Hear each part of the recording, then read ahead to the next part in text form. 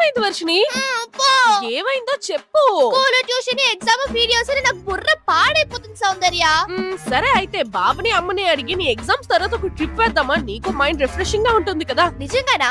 మన ఇంతవరకు ఏ ట్రిప్ కి వెళ్ళింది లేదు. నాకు ఇప్పుడే జాలీగా ఉంది. కంగారు పడిపోక, ఫస్ట్ బాబుని అమ్మని అడగాలి. వాళ్ళు ఓకే అంటేనే వెళ్తాం. ఓకే చెప్పేస్తారులే. అన్నట్టు నీ ఎగ్జామ్స్ ఎప్పుడు అవుతాయి? 22nd అవుతాయి. నువ్వు స్కూల్ నుంచి వచ్చాక ఏం తినలేదు కదా. బాబు పానీపూరి తీసుకొచ్చాడు, తిందామా? పానీపూరి ఇవ్వు, రా వెళ్ళి తిందాం. పానీకా పొటాటో రెడీ, పూరి ఇవ్వు. కంగారు పడకు సౌందర్య. ఇవ్వు వర్షిని. ఇలా పూరిలో పొటాటో స్టఫ్ చేసుకొని పానీతో తింటే కరకరలాడుతుంది.